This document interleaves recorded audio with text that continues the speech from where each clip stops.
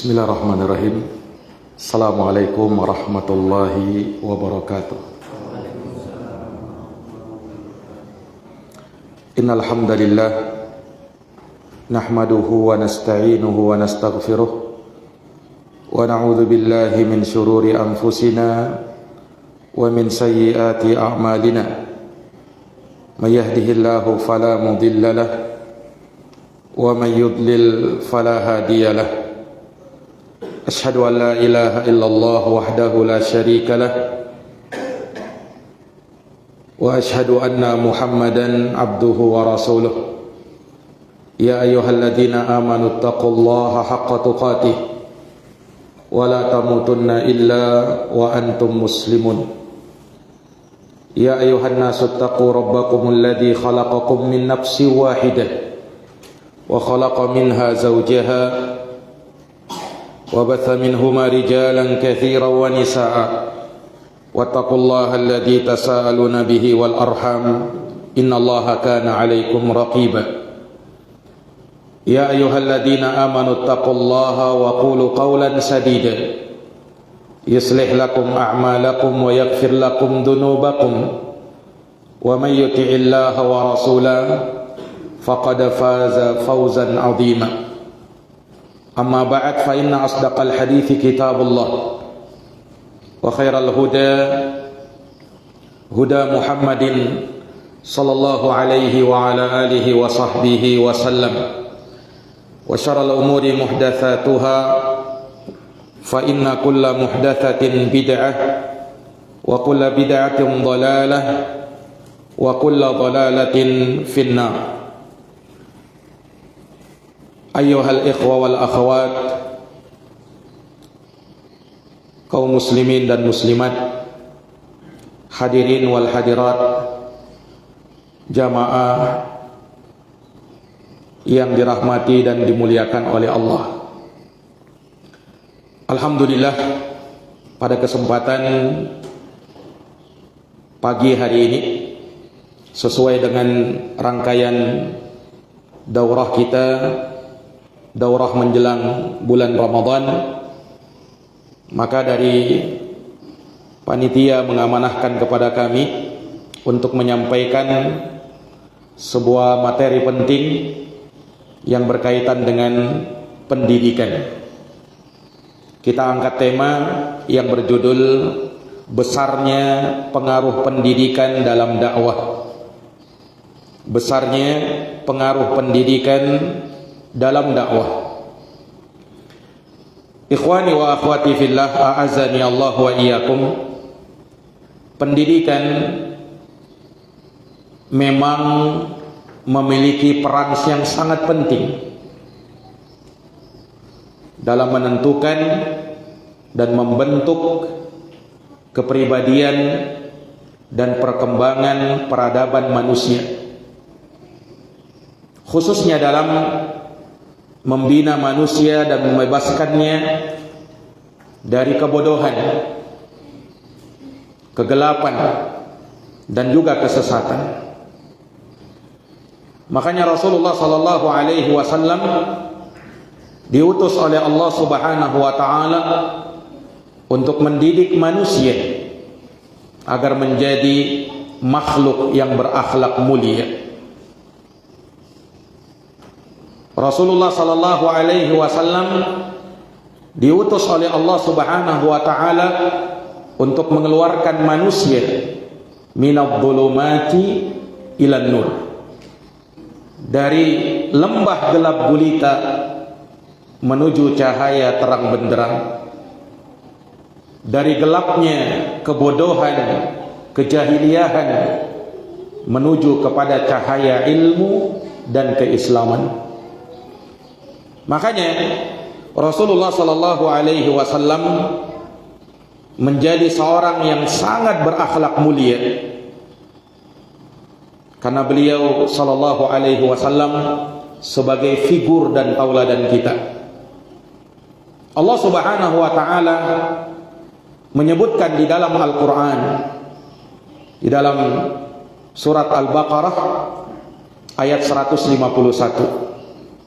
Kata Allah Subhanahu wa taala, kama arsalna fikum rasulan minkum yatlu alaikum ayatina wa yuzakkikum wa yuallimukumul kitaba wal hikmah wa yuallimukum ma lam takunu ta'lamun. Sebagaimana kami telah mengutus kepadamu seorang rasul di antara kamu sendiri yang membacakan kepadamu ayat-ayat Allah Subhanahu wa taala, kemudian mensucikan kamu dan membacakan atau mengajarkan kepadamu Al-Qur'an dan Al-Hikmah, Al-Quran dan As-Sunnah, wa yu'allimukum ma lam takunu ta'lamun, dan juga mengajarkan kepada kamu apa yang belum kamu ketahui. Iya. Allah Subhanahu wa taala juga menyebutkan di ayat yang lain, qul ya ahlal kitab, katakan wahai ahlul kitab, Yahudi dan Nasara, ta'alau, kemarilah, ila kalimatin sawa'in bainana wa bainakum, menuju kepada satu kalimat yang sama antara kami dengan kalian. Apa kalimat itu? Allah na'budu illallah, agar kita tidak menyembah kecuali hanya kepada Allah, wala nusyrika bihi syai'a, dan kita tidak menyekutukannya dengan sesuatu apapun, wala yattakhidha ba'duna ba'dan arbaban min dunillah, dan jangan sampai sebahagian dari kita menjadikan sebahagian yang lain ada Tuhan-Tuhan selain Allah. Fa in tawallau, jika kalian berpaling, faqulu syhadu bi anna muslimun, maka katakanlah, persaksikanlah bahwa aku adalah orang-orang yang berserah diri kepada Allah Subhanahu wa taala. Ini dalam surat Ali Imran ayat 64. Iya. Demikian halnya Rasulullah sallallahu alaihi wasallam membina dan mendidik para sahabat sehingga mereka menjadi generasi yang terbaik. Generasi terbaiknya umat ini ada pada mereka, sesuai dengan sabda Rasulullah sallallahu alaihi wasallam dalam hadis yang diriwayatkan oleh Imam Al-Bukhari dan Imam Muslim. Dan hadis ini terbilang sebagai haditsun mutawatir. Rasulullah menyatakan, khairun nasi qarni, thumma alladhina yalunahum, thumma alladhina yalunahum. Sebaik-baik manusia adalah mereka yang hidup di zamanku, kemudian generasi yang datang berikutnya, kemudian generasi yang datang berikutnya. Kenapa mereka bisa menjadi manusia yang terbaik? Mereka menjadi manusia yang terbaik karena berada di bawah pembinaan, pendidikan manusia terbaik. Itulah Rasulullah sallallahu alaihi wasallam. Dan ini diungkapkan oleh sahabat Nabi. Disebutkan dalam hadis Muawiyah bin Hakam As-Sulami radhiyallahu taala anhu. Beliau pernah mengungkapkan kekagumannya terhadap Rasulullah sallallahu alaihi wasallam sebagai seorang pendidik. Apa kata Muawiyah bin Al-Hakam As-Sulami? Beliau mengatakan, ma ra'aitu mu'alliman qablahu wala ba'dahu ahsana ta'liman min. Kata Muawiyah radhiyallahu anhu, aku tidak pernah melihat seorang pendidik sebelum beliau dan juga setelah beliau yang lebih bagus pendidikannya melebihi pendidikan beliau sallallahu alaihi wasallam. Ini ungkapan jujur dari sahabat Muawiyah ibnu Hakam As-Sulami. Dan ini beliau rasakan sendiri. Ya. Dalam kisah itu, pada saat manusia sholat bersama Nabi Sallallahu Alaihi Wasallam, kemudian di tengah-tengah sholat Muawiyah ada di situ. Ada seorang yang bersin, mengucap Alhamdulillah. Dijawab oleh Muawiyah, Yarhamukallah. Maka tiba-tiba sahabat yang mendengar ucapan itu langsung mengarahkan pandangan mereka kepada Muawiyah. Muawiyah pun ini dalam kondisi sholat ini, beliau merasa, kenapa saya dipandangin orang ini? Nah, ada apa dengan kalian? Ya. Sampai akhirnya sholat itu menjadi ribut, menjadi gaduh, padahal lagi sholat itu. Sampai sahabat itu ada yang menepukkan tangannya ke pahanya sebagai isyarat supaya Muawiyah itu diam. Ini lagi sholat ini. Kenapa sampai ada kegaduhan, keributan, sampai ada pembicaraan dalam sholat? Ya. Akhirnya beliau pun paham, Muawiyah pun diam. Ya. Sampai selesai sholat, dan beliau menyangka, bakal dimarahin Nabi ini. Nah, bakal ditahdir oleh Nabi ini saya ini. Tapi subhanallah, selesai sholat Nabi SAW panggil Muawiyah. Ya, ternyata kata Muawiyah radhiyallahu anhu, Nabi tidak membentakku, Nabi tidak memarahiku. Ya, tapi beliau sebutkan kalimat-kalimat yang luar biasa, yang menunjukkan jiwa seorang pendidik betul-betul tertanam pada diri beliau sallallahu alaihi wasallam. Sampai beliau mengucapkan kalimat tadi, aku tidak pernah melihat ada seorang pendidik yang lebih bagus dari pendidikan beliau sallallahu alaihi wasallam. Maka jamaah sekalian yang dirahmati oleh Allah, kalau kita menginginkan tauladan dari seorang pendidik dan dari pendidikan yang terbaik, maka tauladan yang sempurna ada pada Rasulullah sallallahu alaihi wasallam.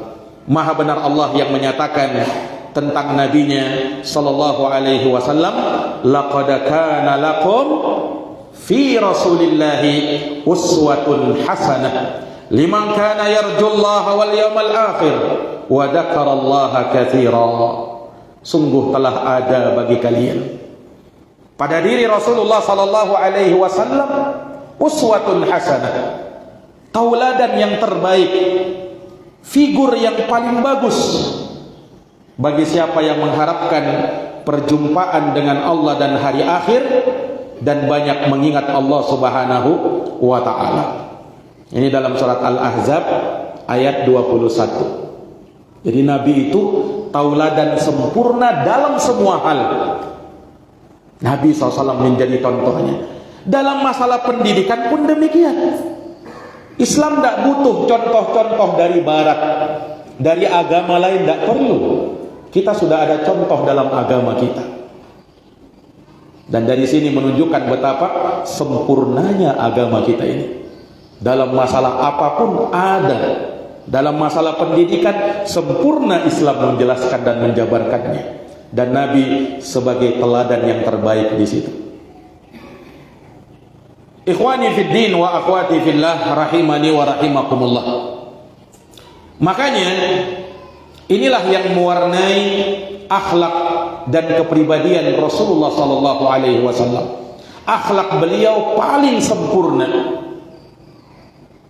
budi pekerti beliau yang terbaik, sampai Allah Subhanahu wa taala berikan rekomendasi untuk baginda Nabi sallallahu alaihi wasallam dalam surat Al-Qalam, wa innaka la'ala khuluqin azim, dan sesungguhnya engkau wahai Muhammad berada di atas akhlak yang sangat agung.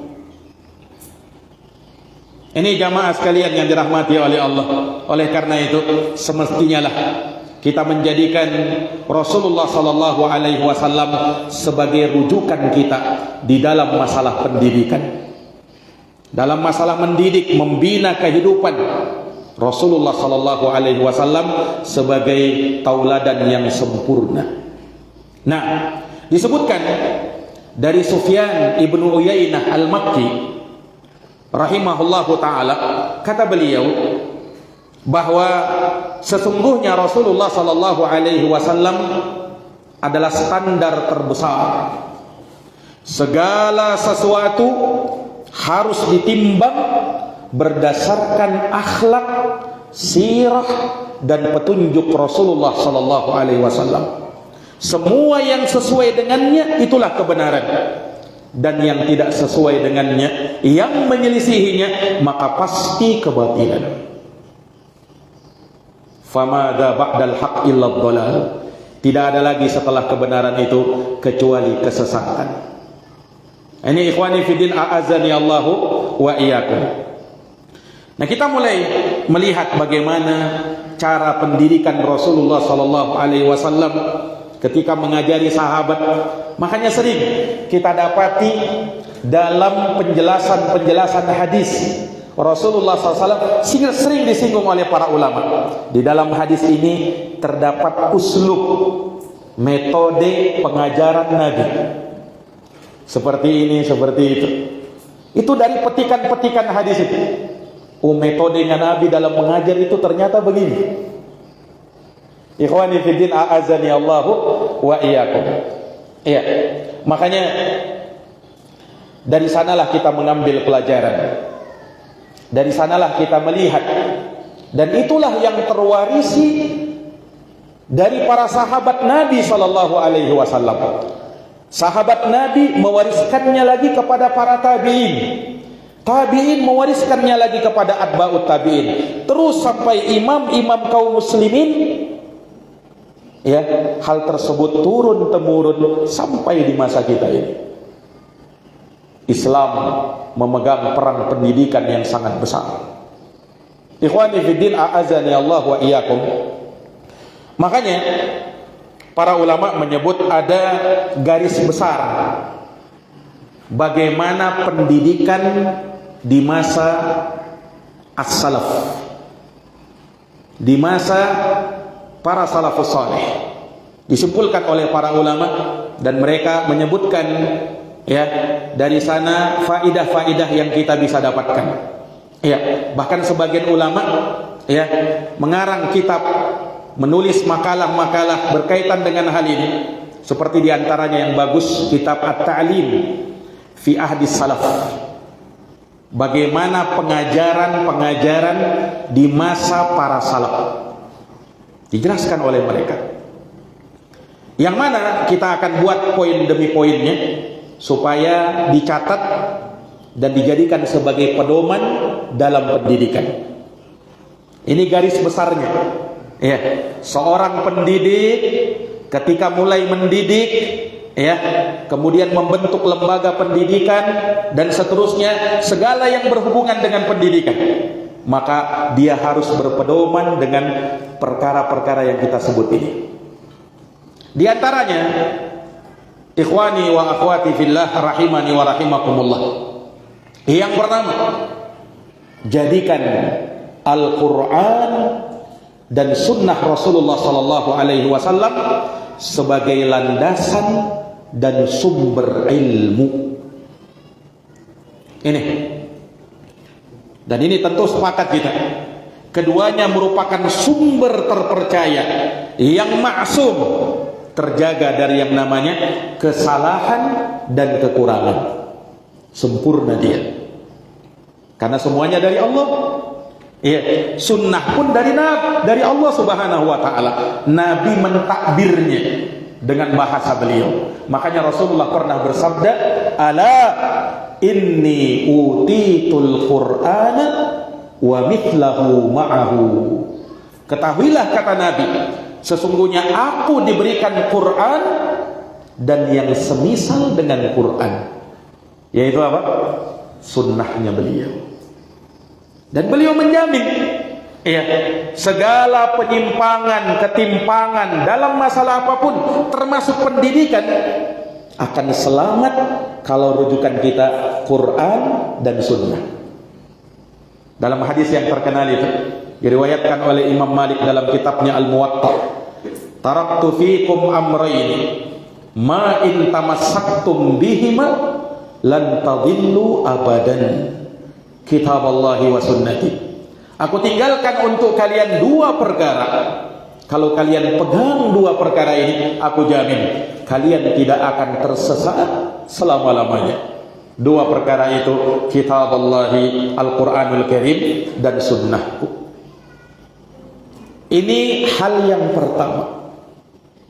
Kemudian yang kedua, yang tidak kalah pentingnya juga, setelah kita jadikan Quran dan sunnah sebagai rujukan, landasan, sumber ilmu, yang kedua tidak boleh lepas darinya. Apa itu? Pahami Quran dan sunnah sesuai dengan pemahaman salafus saleh. Ini ikhwani fiddin, a'azani Allah wa iyyakum. Pahami Quran dan sunnah itu bukan dengan pemahaman sendiri, bukan ya, tapi dengan pemahaman salafus saleh. Siapa salafus saleh? Sahabat, tabi'in, dan tabi'ut tabi'in. Mereka inilah yang telah dipuji oleh Allah Subhanahu wa taala melalui lisannya Rasulullah sallallahu alaihi wasallam tadi. Iman mereka itu sudah dijamin. Allah menyatakan dalam Quran, fa in amanu bimithli ma amantum bih faqad ihtadaw. Jikalau kalian beriman seperti imannya mereka, mereka yang dimaksud dalam ayat ini adalah yang pada saat itu hidup di saat turunnya ayat ini. Siapa kira-kira? Sahabat, ya kan? Fa in amanu, jika mereka beriman, bimithli ma amantum bih, semisal dengan imannya kalian wahai para sahabat, faqad ihtadaw, maka kalian pasti mendapat petunjuk. Coba, imannya sahabat dijadikan barometer sebagai iman yang betul-betul mendapatkan petunjuk hidayah dari Allah Subhanahu wa taala. Iman selain mereka perlu diuji dengan keimanan mereka. Ini para jamaah, makanya Quran dan sunnah di dalam pendidikan harus kita pahami sesuai dengan pemahaman salafus saleh. Itu yang kedua. Yang ketiga, mengikhlaskan ilmu yang kita ajarkan, yang kita pelajari hanya untuk Allah Subhanahu wa taala. Ya. Ikhlas ini penting. Karena segala sesuatu berjalan dan berawal dari niat. Apa dalilnya? Innamal a'malu binniyat. Makanya kalau kita mau memulai pendidikan, ya, membangun lembaga pendidikan dan semisal dengan itu, awali dengan keikhlasan. Tidak ada niat-niat tertentu di dalam hal tersebut kecuali dalam rangka untuk mengajari manusia, mengangkat kejahilan mereka, ya, dan supaya Allah ridho kepada kita. Kita jalankan tanggung jawab kita untuk memberikan pengajaran yang terbaik bagi umat. Semuanya demi dakwah. Tidak ada tendensi-tendensi dunia. Tidak ada tendensi-tendensi dunia. Awali dengan itu, niat yang tulus, niat yang ikhlas. Innamal a'malu binniyat. Ini penting ini. Ya, hal yang mungkin terkadang disepelekan oleh sebagian manusia, tapi kalau dia tidak berjalan dari niat yang tulus, maka segala yang dibangun tidak di atas ketulusan dan keikhlasan akan gagal. Tapi kalau kita awali dengan keikhlasan, dengan niat yang tulus, maka disitulah modal kita, modal keberhasilan di dalam dakwah kita. Kan pendidikan itu kan bagian dari dakwah juga. Sebagaimana kita berdakwah ikhlas karena Allah, memulai pendidikan juga begitu. Ikhwani fiddin, a'azzani Allah wa iyyakum. Iya, maka ikhlaskan segala sesuatunya untuk Allah Subhanahu wa taala. Iya. Kemudian jamaah sekalian yang dirahmati dan dimuliakan oleh Allah, hal yang keempat dari perkara yang perlu dicatat di dalam pendidikan yang ini, kita melihat bagaimana garis besar pendidikan di masa para salaf terdahulu. Iya. Mereka di dalam mendidik memulai dengan menanamkan secara kokoh tentang dasar-dasar keimanan. Ini. Jadi tahu mana arahnya dulu. Iya. Pendidikan itu ditanamkan dulu nilai-nilai keimanan, nilai-nilai tauhid, akidah kepada orang-orang yang kita didik. Kenapa jamaah sekalian yang dirahmati dan dimuliakan oleh Allah? Kalau kita melihat Rasulullah sallallahu alaihi wasallam, beliau seperti itu. Dikenalkan dulu bagaimana anak itu supaya mengenal penciptanya, Allah Subhanahu wa taala, betul-betul yakin dengan dia, punya iman yang kuat dan kokoh terhadap dia. Dalam hadis, ketika Nabi SAW pernah membonceng sahabat Ibnu Abbas radhiyallahu taala anhuma. Nabi bonceng Ibnu Abbas ya di belakang Nabi sallallahu alaihi wasallam. Kemudian Nabi sallallahu alaihi wasallam bertanya kepada Ibnu Abbas, "Ya gulam, wahai anakku." Dipanggil dengan panggilan yang santun, panggilan yang lembut. Ya. Dari sini sebenarnya ada faedah lain, bahwa yang namanya pendidikan kita mulai dengan komunikasi yang bagus. Iya, kita mulai dengan komunikasi yang baik kepada anak yang kita didik. Kalau komunikasi kita antara kita pendidik dengan yang dididik tidak nyambung, ya, maka akan sulit, ya, dia untuk menemukan jalurnya, tidak akan nyambung nanti. Makanya mulai dengan komunikasi yang baik.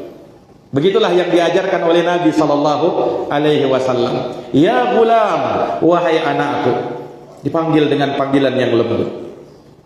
Inni u'allimuka kalimat. Aku akan ajarkan kepadamu beberapa kalimat. Aku akan ajarkan kepadamu beberapa kalimat. Diawali oleh Nabi dengan hal tersebut, muqaddimahnya. Ternyata apa yang diajarkan oleh Nabi? Ibnu Abbas ketika itu masih kecil, masih anak-anak. Iya. Kata Nabi sallallahu alaihi wasallam, "Ihfazillaha yahfazka." Jagalah Allah, niscaya Allah akan menjagamu. Ihfazillaha tajidhu tujahaka. Jagalah Allah, niscaya engkau akan mendapati Allah ada di hadapanmu. Idza sa'alta fas'alillah. Kalau kau meminta, minta kepada Allah. Wa idza sta'anta fasta'in billah. Dan kalau kamu memohon pertolongan, maka mohon hanya kepada Allah. Subhanallah. Coba bagaimana Rasulullah sallallahu alaihi wasallam mengajari Ibnu Abbas ilmu-ilmu dasar dulu. Inilah penanaman keimanan itu. Ya, karena yang namanya ilmu pendidikan kita perlu tanamkan kepada anak. Kata para ulama itu diistilahkan dengan ibda bil aham fal muhim. Mulailah dengan yang paling penting, kemudian yang penting berikutnya. Mulailah dengan yang paling penting, kemudian yang penting berikutnya. Saya tanya Pak, mana yang paling penting dalam agama ini? Apa yang paling penting dalam agama ini? Hah? Tentang akidah, tentang tauhid, dasar-dasar keimanan kan? Nah, seperti itu. Ini ikhwani fiddin, a'azani Allahu wa iyyakum. Iya. Maka kita perkenalkan dia kepada anak-anak didik kita itu, ya, bagaimana tentang Tuhannya, Rabbnya, ya, penciptanya, penguasanya, pengatur segala urusannya, ya, tanamkan hal-hal yang demikian. Kemudian, ya, tanamkan setelah itu, ya, ketika sadar, yakin bahwasanya Allah satu-satunya pencipta, Allah satu-satunya penguasa, pengatur segala urusan, maka dialah satu-satunya yang layak untuk kita sembah. Ya, ajarkan kepada anak bahwa Allah Subhanahu wa taala itu maha besar. Tidak ada yang lebih besar daripada Allah. Selain Allah semuanya kecil. Allah yang paling besar. Allah itu maha tinggi. Nah, ajarkan kepada mereka itu. Ya, Allah itu maha tinggi, semuanya rendah. Allah itu ada di atas sana. Ajarkan sama dia. Pendidikan dasar seperti itu. Ikhwani fiddin, a'azani Allah wa iyyakum. Ketika kita mendidik anak, ya, kita perlu melihat dan menyesuaikan dengan tingkat umur dan pemahamannya. Perlu kita lihat itu juga. Bagaimana cara kita berkomunikasi kepada anak-anak yang umurnya sekian dengan anak-anak yang umurnya sekian, itu beda. Guru pandai-pandai memahami yang seperti itu. Iya, pandai-pandai memahami yang seperti itu, supaya dia menjadi seorang guru yang rabbani. Guru yang rabbani itu, dia guru yang pandai menempatkan sesuatu pada tempatnya. Iya, kapan dia harus mengajar dengan cara begini, kapan dia harus mengajar dengan cara begitu. Iya, itu metode Nabi Sallallahu Alaihi Wasallam. Intinya supaya orang bisa paham. Sahabat yang mulia Ali bin Abi Thalib pernah mengatakan, hadithun nasa bima ya'rifun, aturiduna ayyukadzaballahu wa rasuluhu. Sampaikan kepada manusia sesuai dengan tingkat pemahaman mereka. Kira-kira paham tidak mereka terhadap yang kau sampaikan itu? Ya. Hadithun nasa bima ya'rifun. Sampaikan kepada manusia, ajarkan kepada manusia hal-hal yang mereka tahu, hal-hal yang mereka bisa paham. Apakah kau mau Allah dan Rasulnya menjadi didustakan akibat mereka tidak paham ucapanmu? Ini ikhwani fiddin, a'azani Allahu wa iyyakum. Ya. Makanya yang namanya ilmu itu al-ilmu bitadrij. Ilmu itu dilakukan setahap demi setahap, step by step. Ya, bagaikan menaiki tangga, ya kan? Bagaikan orang menaiki tangga, jangan langsung lompat ke tangga 5, jatuh dia nanti, ya kan? Apalagi kalau licin tangganya itu. Tapi dia mulai dulu tangga 1, tangga 2, ya kan? Seperti itulah ilmu itu, berjenjang dia.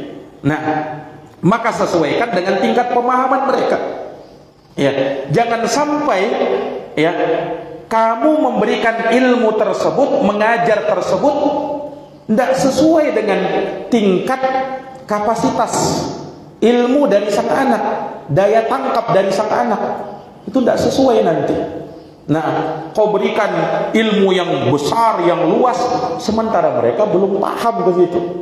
Makanya ada ungkapan para ulama itu, kata mereka, ta'amul kibar summun lissighar.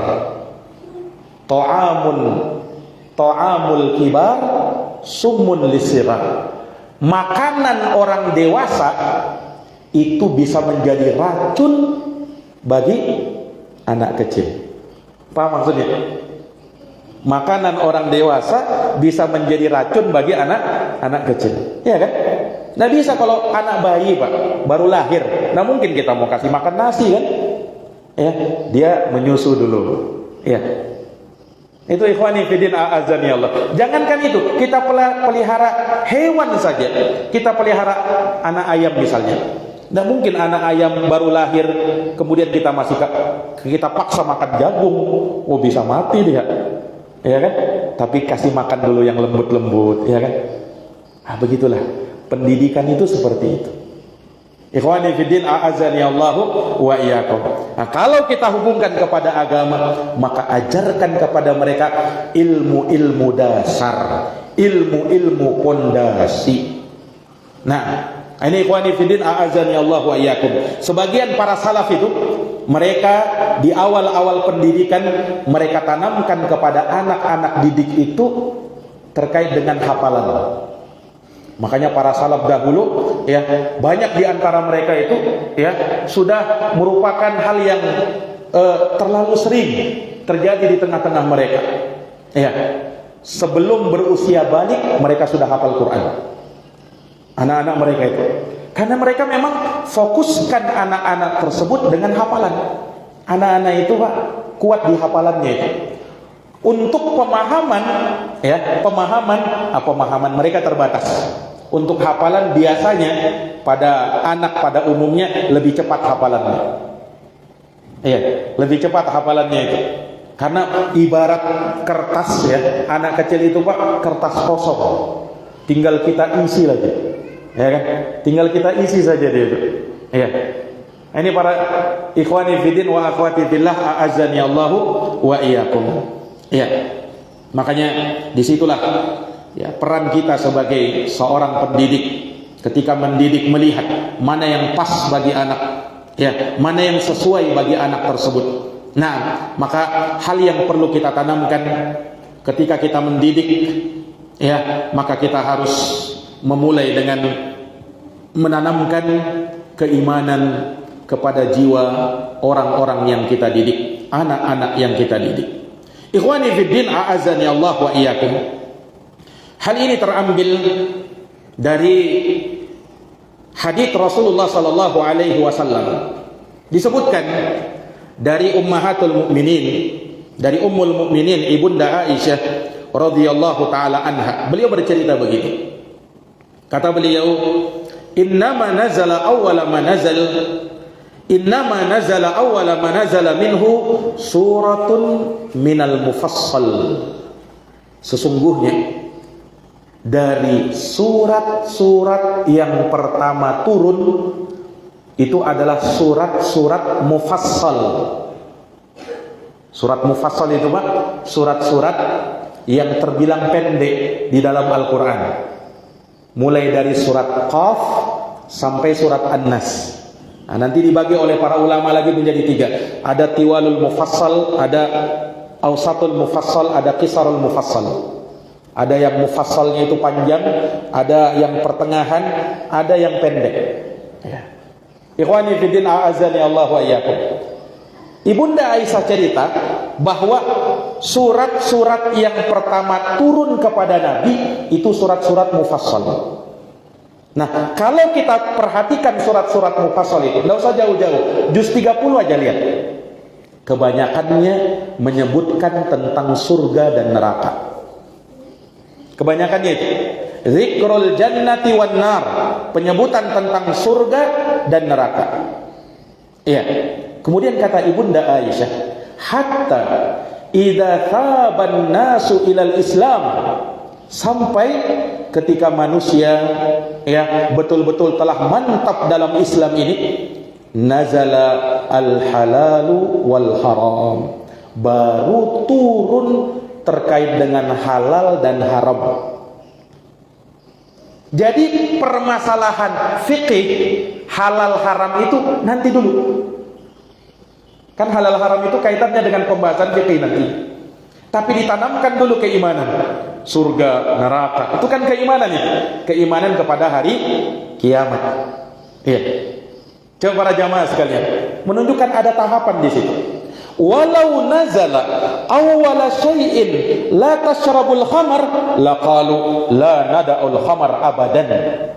Kata ibunda Aisyah, andaikan yang pertama turun kepada Nabi, ayatnya yang pertama turun la tashrabul khamar, jangan minum khamar.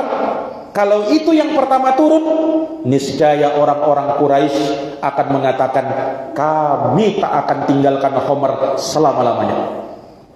Kenapa bisa begitu? Kenapa bisa begitu? Karena belum siap. Keimanan belum ada. Mereka belum siap meninggalkan itu. Mau tahu Pak? Dulu khamr itu minuman wajibnya orang-orang musyrikin Quraisy dulu itu. Sarapan pagi, kalau kita kan sarapan pagi kopi, teh, ya kan? Kalau mereka itu khamar, Pak. Sarapan paginya itu minum khamar. Jadi betul-betul sudah ya mengakar dalam diri mereka. Minuman khamar itu wajib sudah. Hal yang biasa itu. Makanya kata Ibunda Aisyah, kalau itu yang pertama turun, sudah. Tidak ada yang mau meninggalkan khamar.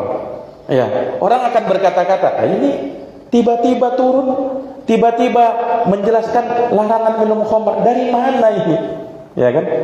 Makanya kalau kita lihat, Pak, tahapan diharamkannya khamar itu bertahap itu. Tidak langsung haram, tidak langsung. Awalnya Nabi biarkan. Ya, sahabat pun minum khamar. Ya kan? Dalam kisahnya itu sampai ada sahabat minum khamar, akhirnya kebolak-balik baca surat Al-Kafirun itu. Tidak selesai-selesai. Qul ya ayyuhal kafirun la a'budu ma ta'budun wala antum abiduna ma'abud wala ana abidum ma'abatum wala antum abiduna ma'abud wala ana abidum ma'abatum wala antum Tidak selesai-selesai. Karena mabuk dia. Mabuk dia ketika itu. Nah, akhirnya turun ayat. Ya. La taqrabus sholata wa antum sukara. Jangan kau dekati salat sedangkan kau masih dalam keadaan mabuk. Ini belum sharih menerangkan haramnya khamar. Masih boleh, tapi kalau dekat waktu sholat jangan minum khamar ya. Berarti apa? Boleh minum khamar di waktu-waktu yang masih jauh sholat, masih boleh Pak waktu itu. Iya. Ayat yang tegas menjelaskan haramnya khamar itu nanti belakangan itu. Iya. Ini para jamaah sekalian menunjukkan apa memang ya pengajaran itu bertahap, tidak langsung sekaligus. Ya, tidak langsung apa sekaligus. Karena manusia itu asalnya kata para ulama berat untuk menerima kebenaran. Itu asalnya itu. Ya, karena apa? Bertolak belakang dengan hawa nafsu. Hawa nafsu maunya begini. Ya, kebenaran beda arahnya. Nah, untuk mematahkan hawa nafsu itu butuh iman. Butuh iman. Kalau tidak ada iman, sulit. Ya, dan imannya sahabat itu betul-betul teruji, Pak. Dalam kisah itu, yang waktu para sahabat dalam sebuah peperangan, ya, dalam keadaan mereka kelaparan ini, tidak ada makanan. Tiba-tiba ada sahabat bawa keledai, ya, keledai peliharaan, disembelih. Disuruh oleh Nabi SAW sembelih keledai tersebut. Mereka sembelih keledai tersebut, kemudian dimasak. Ya, dimasak oleh sahabat, Pak. Ini perut mereka lagi keroncongan. Pas dimasak, terciumlah aromanya itu, Pak. Ya, kira-kira bagaimana itu? Ya kan? Itu betul-betul sangat mau makan itu kan? Pas sudah selesai masak ini, tinggal dibagikan. Nabi datang mengharamkan keledai peliharaan. Oh, itu berat itu. Ya kan? Kira-kira bagaimana kalau kita berada dalam posisi itu? Ya.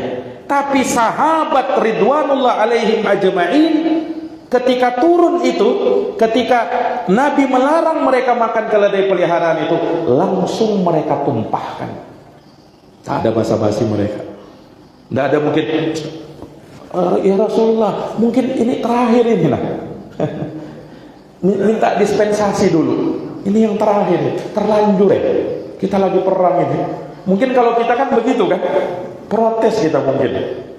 Iya, tapi sahabat, kenapa bisa begitu? Kenapa sahabat bisa begitu keimanannya?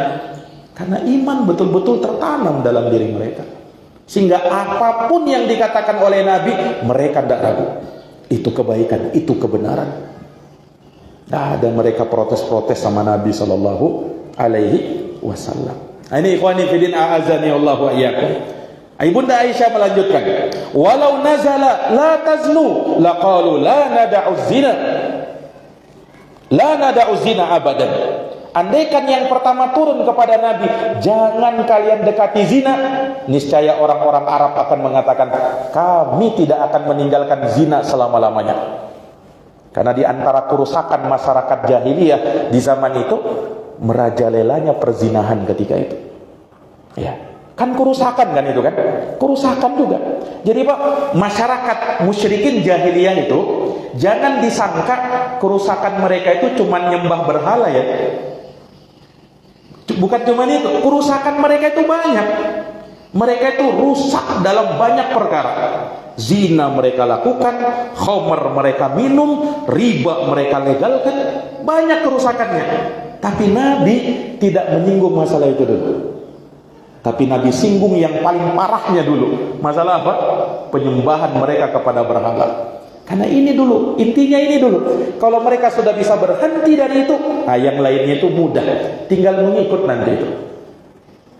Ya, karena masalah keimanan. Ikhwani fiddin, a'azani Allahu wa iyyakum.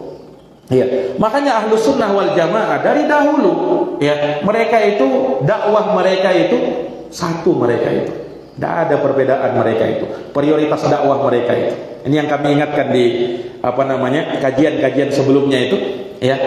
Prioritas dakwah itu kepada tauhid, pelurusan akidah. Ya. Kalau dakwah-dakwah yang lain ada yang prioritasnya ya masalah sholat. Nah, masalah akidah tauhid mereka kesana. Bukan tidak penting sholat.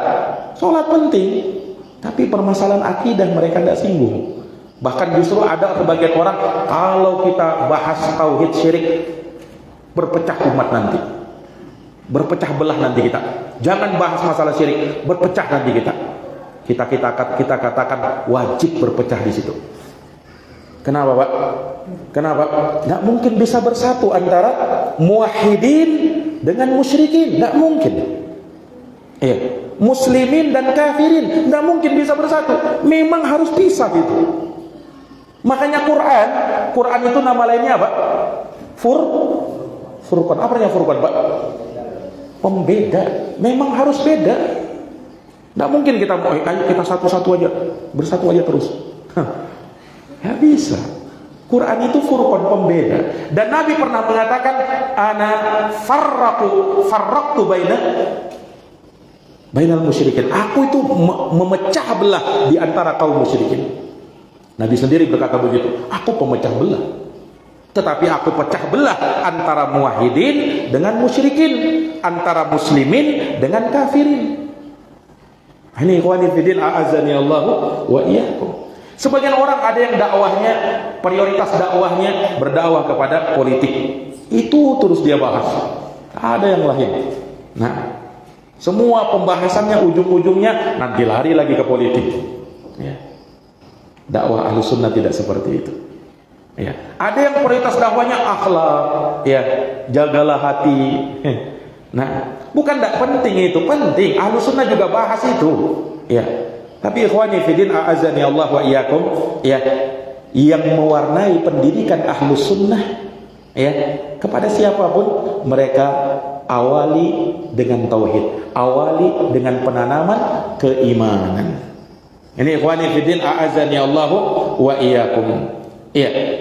Maka ini dari kesaksian Ibunda Aisyah radhiyallahu taala anhu di dalam hadis yang diriwayatkan oleh Imam Al-Bukhari.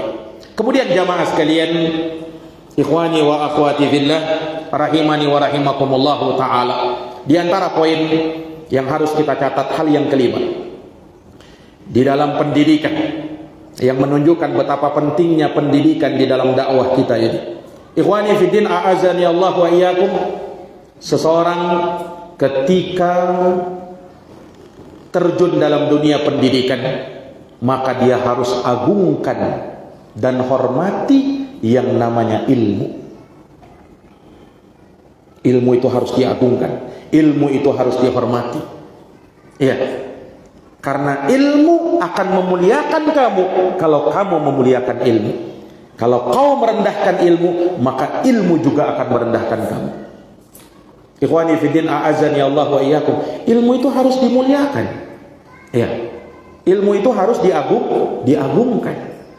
Nah, makanya para ulama itu mengajarkan bagaimana cara-cara ya ilmu itu diagungkan, dimuliakan, mulai dari hal-hal yang kecil, hal-hal yang sepele. Ya, hal-hal yang ini kurang menghargai ilmu ditegur sama para ulama. Ya, subhanallah, saya punya pengalaman sendiri ya, sewaktu di Yaman dulu. Sewaktu belajar dengan syekh, ya, pada saat selesai dars, selesai pelajaran ini, kita pulang. Waktu itu kalau tidak salah dars pelajaran Sahih Bukhari. Pelajaran Sahih Bukhari. Nah, setelah itu kita pulang, ya. Kemudian saya bawa kitab saya itu, ya, saya bawa begini, Pak. Begini saya bawa. Ya, saya bawa pulang. Saya bawa dengan tangan kiri. Ya, begini. Maka tiba-tiba dari belakang ada yang menyentuh pundak saya. Ya, sentuh pundak saya, ya. Langsung dia bilang, "Khudh biyaminik." Kamu pegang itu dengan tangan kanan, jangan dengan tangan kiri. Saya kaget, Pak. Kenapa? Ternyata yang menegur saya itu, ya, syekh nomor 2-nya di Makbar, Syekh Al-Allamah Abdul Raqib Al-Ibbi, hafizahullah ta'ala.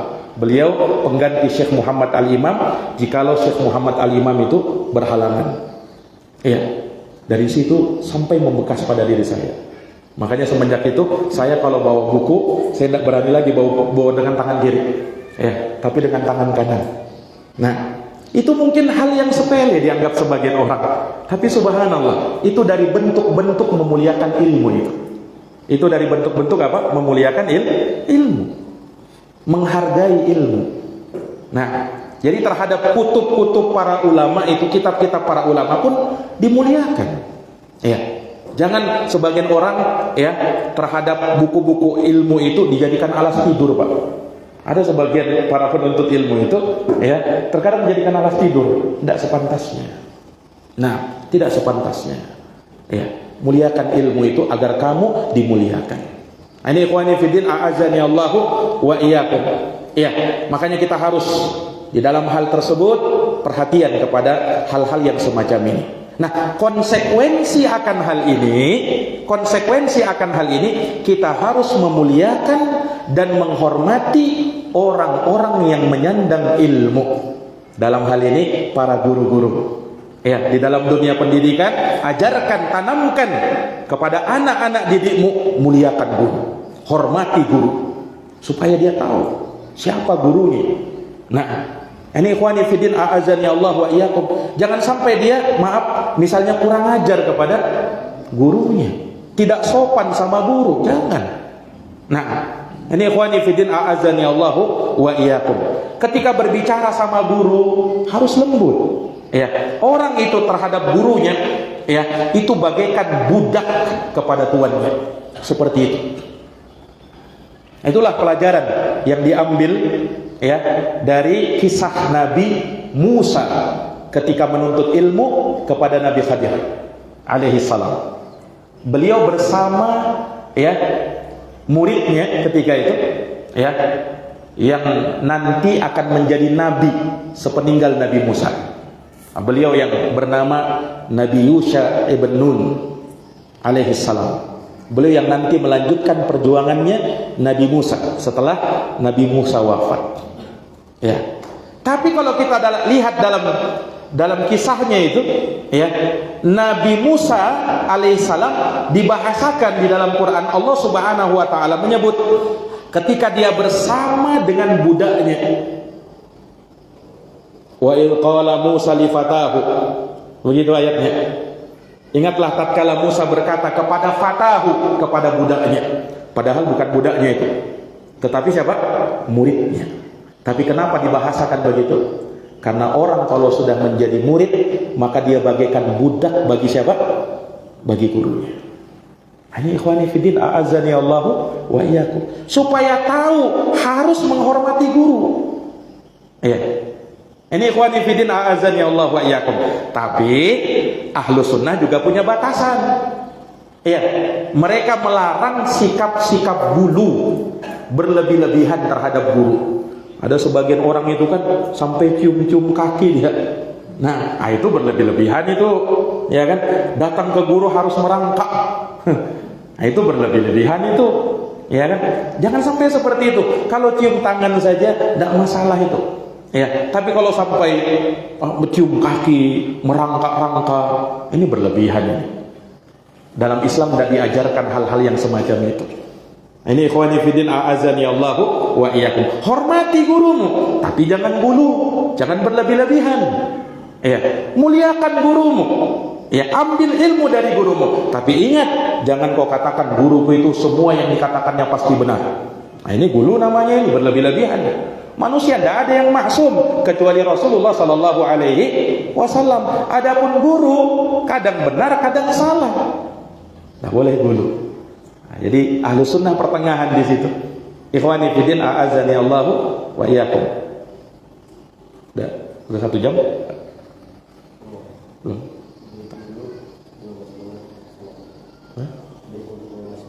15 menit lagi.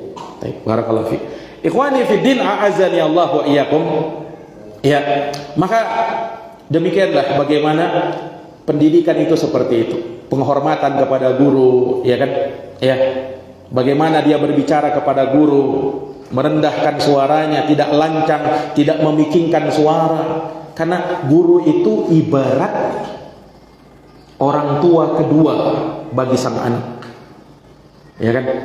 Nah, sebagaimana orang tua itu adalah orang tuanya pada saat dia di rumah, guru itu sebagai orang tuanya pada saat dia berada di sekolah. Maka sang murid harus taat dan patuh sama sang guru, sebagaimana dia taat dan patuh sama ibu dan bapaknya. Ini ikhwani fiddin a'azani Allahu wa iyyakum. Ya, kita sering dengar ya kan, al-ummu, ibu itu madrasatul ula. Sebagai apa? Madrasah pertama bagi sang anak. Ya kan? Sebelum nanti dia belajar apa? Belajar di sekolah dengan sebetul-betulnya. Nah, ini ikhwani fiddin a'azani Allah wa iyyakum. Maka disinilah bagaimana peran seorang pendidik itu ketika mengajar. Karena terkadang seorang murid, seorang anak, ya, pada saat dia sudah punya guru, dia terkadang bisa lebih unggulkan gurunya ketimbang orang tuanya. Kadang begitu, Pak. Dia bisa lebih utamakan gurunya ketimbang apa? Ketimbang orang tuanya sendiri. Oh, tapi guruku tidak bilang begitu, dia bilang. Nah, ini pengaruhnya dia itu. Ya, karena ikhwani fiddin a'azani Allah wa iyyakum, dia akan melihat anak itu seperti yang saya tadi katakan, dia ibarat memori yang kosong. Ya, tinggal kita isi apa yang paling bagus, kita isi untuk mereka. Ini ikhwani fiddin a'azani Allahu wa iyyakum. Kemudian yang keberapa sudah? 6 kan? Yang ke-6 sekarang. Ya, yang ke-6 dari perkara yang perlu kita bahas dari garis besar pendidikan di masa para salaf, ya, bahwasanya seorang harus berpegang dengan metode ilmiah yang berlandaskan dengan dalil, hujjah dan bukti yang sangat kuat. Iya. Di dalam apa? Di dalam pendidikan. Menjauhi yang namanya ta'assub, fanatik buta. Ya. Ini ikhwani fiddin a'azani Allahu wa iyyakum. Ini sangat penting. Islam, ikhwani fiddin, mengajak manusia untuk berpikir dan mencari dalil. Itu metode ilmiah. Makanya Islam agama yang ilmiah. Karena semuanya bisa dibuktikan dengan dalil. Iya. Semua permasalahan agama ini, walhamdulillah, dari A sampai Z ada dalilnya, ada tuntunannya. Islam lengkap. Mau permasalahan apa saja ada di dalam agama kita. Iya. Itulah yang membuat terheran-heran, ya, orang-orang musyrikin jahiliyah terhadap agama ini. Ya, datang seseorang musyrik kepada sahabat Salman Al-Farisi radhiyallahu anhu. Kemudian bertanya kepada Salman, seolah-olah beliau ingin, apa, orang musyrik ini ingin merendahkan, ya. Dia mengatakan begini, "Ya Salman, hal 'allamakum nabiyyukum kulla syai'in hatta al-qira'ah?" Apakah nabimu mengajarkan kepadamu segala sesuatu sampai tata cara buang hajat? Apa itu juga diajarkan?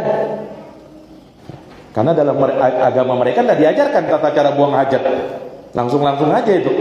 Nah, apakah dalam agama diajarkan juga?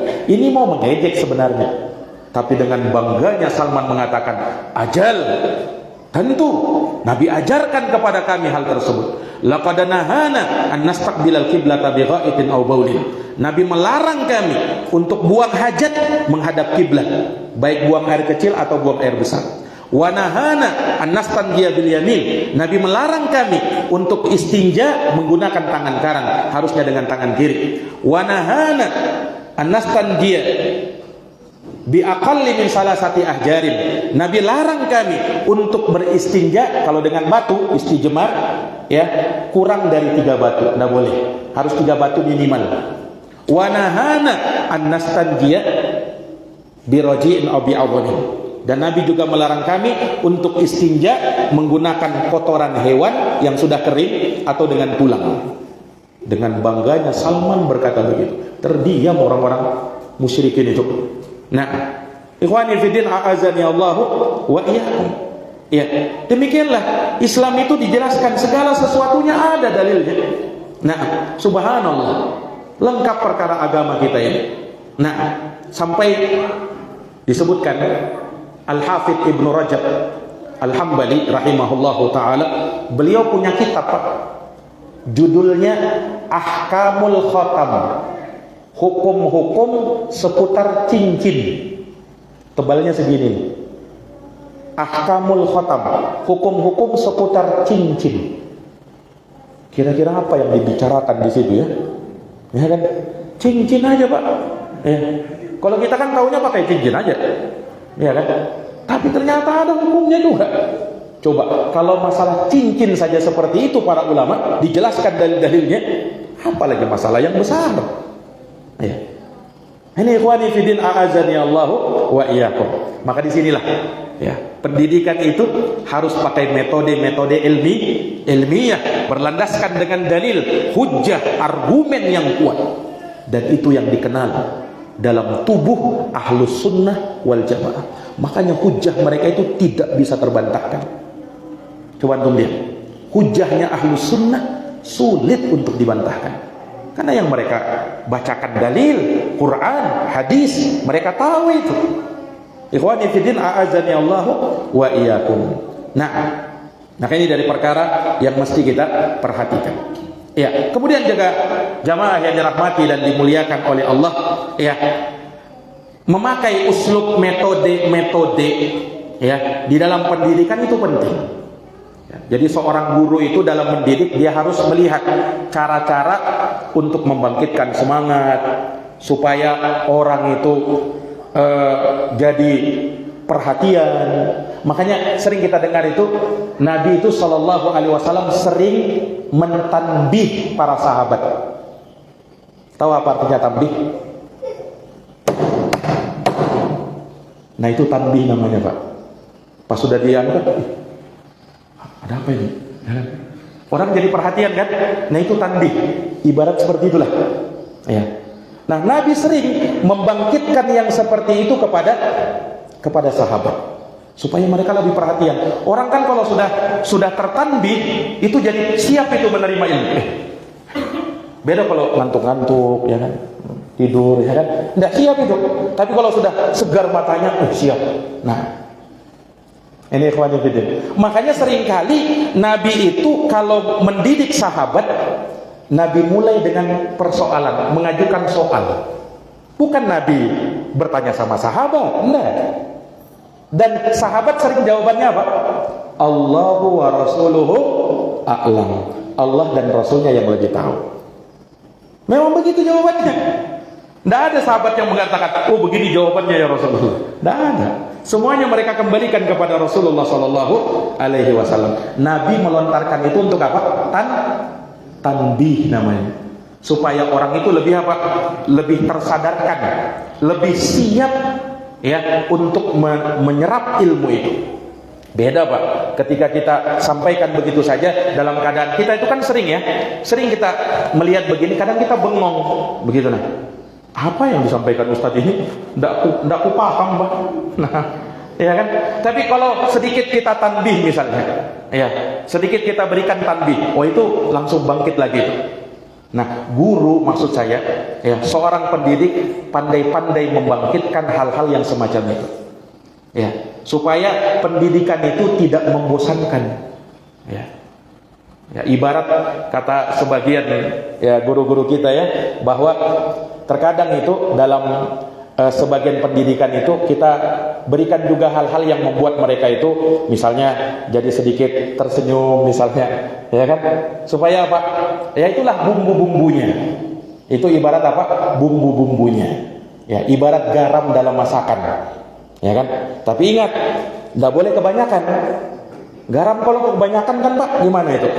Nah itulah kalau ceramah yang apa isinya ketawa terus, nah, itu kebanyakan garam itu.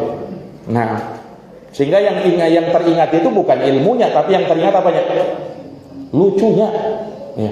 Apa yang kau dapatkan dari ilmu dari kau dengar ceramah si Ustadz Fulan itu? Lucunya Bang Ustadz itu. Itu yang didapat, lucunya. Ini ikhwani fillah a'azani Allahu wa iyyakum.